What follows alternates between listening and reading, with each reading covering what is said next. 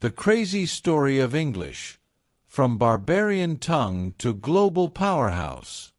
You're watching this video right now, likely in English. You use it every day to work, to learn, to connect. But what if I told you that the language you're hearing, the language that dominates the internet and global communication, is a linguistic Frankenstein monster? A beautiful, chaotic, and utterly unexpected mashup of invasions, betrayals, and even a few happy accidents? Forget everything you think you know about English. Because in this video, we're going on a wild ride through its tumultuous past, a past that includes dead languages, conquering armies, and a whole lot of borrowing. Get ready for the unexpected history of the English language. The pre-English roots, a land of Celts and Romans. Before English even existed, Britain was a very different place.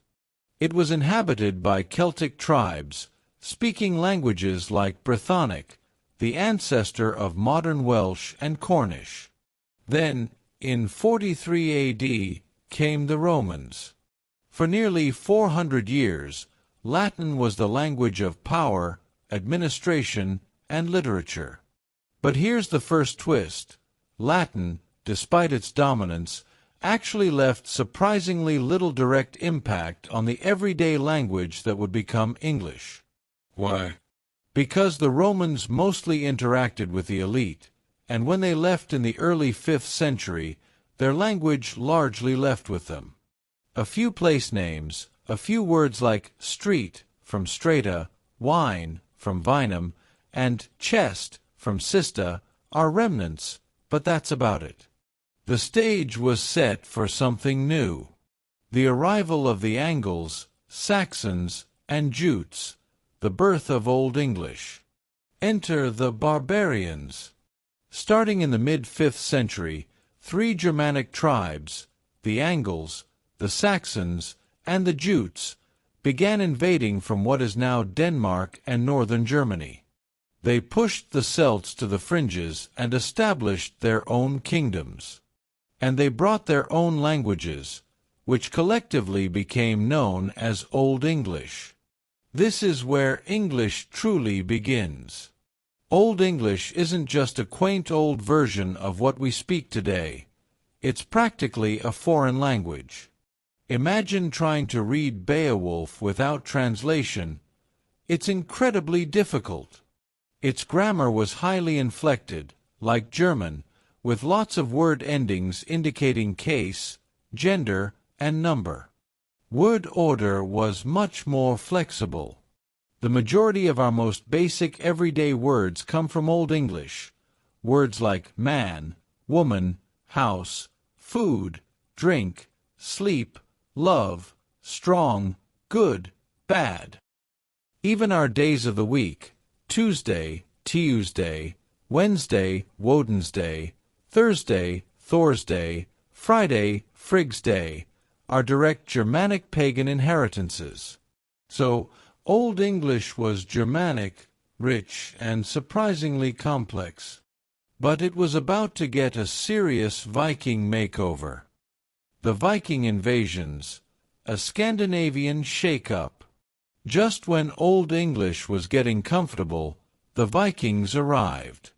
Starting in the late 8th century, Norse raiders and settlers from Denmark and Norway brought their Old Norse language to England, particularly to the northeast, an area that became known as the Danelaw. This wasn't just a cultural exchange, it was a linguistic brawl. The two languages, Old English and Old Norse, were similar enough to be mutually intelligible to a degree, but different enough to cause confusion and, eventually, profound change. And here's the unexpected part.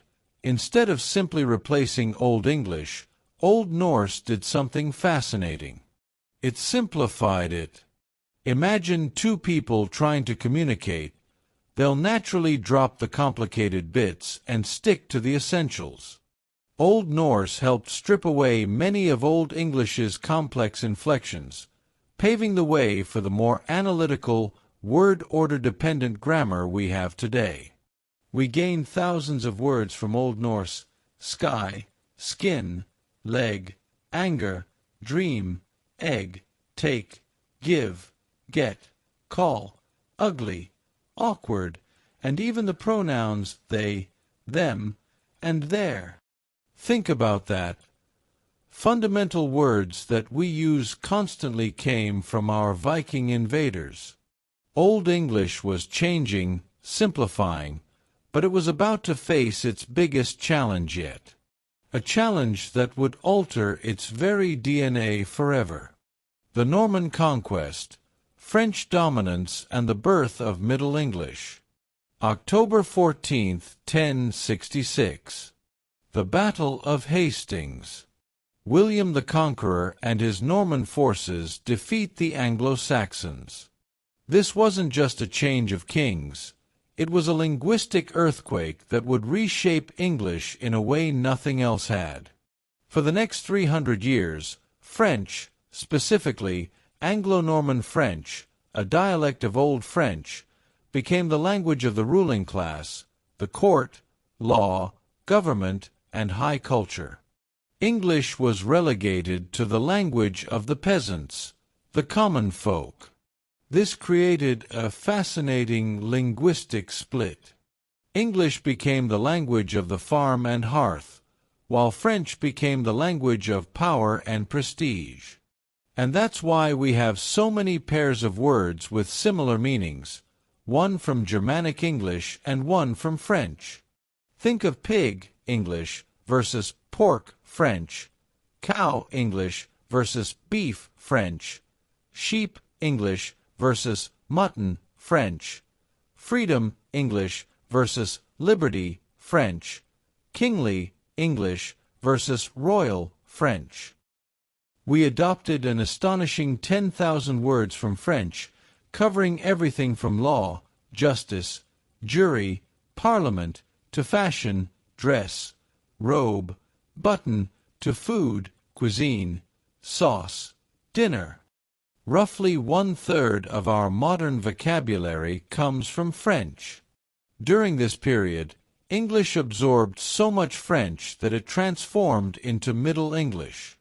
It lost even more of its old inflections, becoming more like the analytical language we know today. Think Chaucer's Canterbury Tales, still difficult, but recognizably English. But here's the truly unexpected part. Despite the immense pressure from French, English didn't die out. It survived, adapted, and eventually thrived. Why? Because the sheer number of English speakers, even if they were peasants, was too vast to suppress.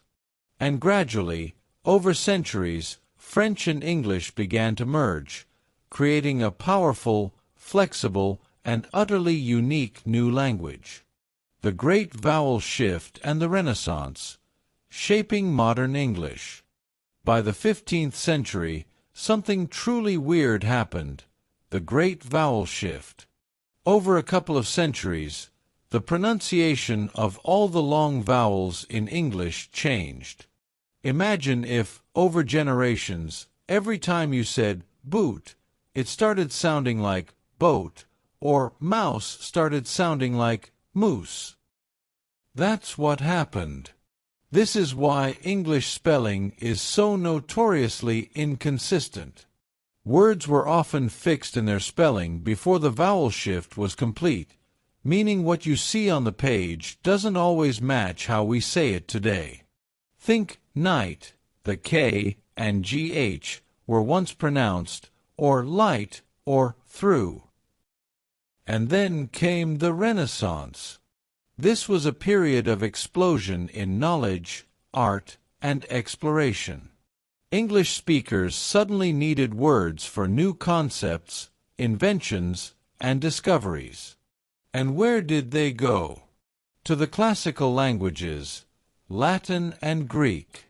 Thousands of words poured into English from Latin and Greek, especially in areas like science, oxygen, biology, nucleus, medicine, anatomy, diagnosis, therapy, and philosophy, democracy, logic, rhetoric.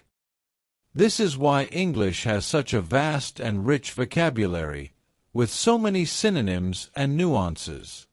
This era also saw the standardization of English thanks to the printing press, Caxton in the late 15th century, which helped fix spelling and grammar, and the incredible influence of William Shakespeare, who not only used existing English brilliantly but also coined thousands of new words and phrases that we still use today.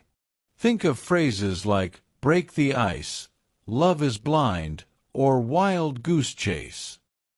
Global expansion and modern English, a language without limits. From a small island language, English was about to go global. With the rise of the British Empire, English spread across continents, to North America, Australia, India, Africa, and beyond. Each new territory, each new culture, added its own flavor to the English language. This led to the development of different Englishes: American English, Australian English, Indian English, and so many more, each with its own unique pronunciations, vocabulary, and even grammatical quirks. But they all share a common, incredibly diverse root. In the 20th and 21st centuries, the rise of the United States as a global superpower, coupled with the explosion of technology and the Internet, cemented English's place as the world's lingua franca. Think about it: coding languages, scientific journals, international business, pop culture. English is often at the core. And the borrowing hasn't stopped. English continues to absorb words from virtually every language on Earth.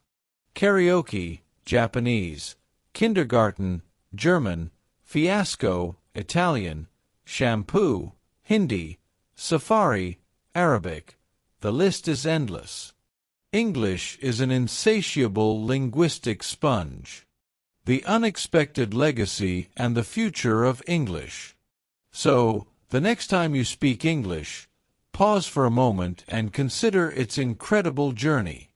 It's a language that started as a collection of Germanic dialects, got hammered by Viking invaders, then inundated with French, polished by classical scholars, and spread across the globe by empires and technology. It's a language that defied expectations, surviving against the odds, not by being pure or static, but by being incredibly adaptable, promiscuous even, in its willingness to borrow and integrate. It's a testament to resilience and the power of cultural exchange, sometimes forced, sometimes voluntary. The unexpected history of English teaches us that language isn't a fixed monument. It's a living, breathing entity, constantly evolving, shape-shifting, and reflecting the triumphs and tribulations of human history itself. What was the most surprising fact you learned about English today? Let me know in the comments below.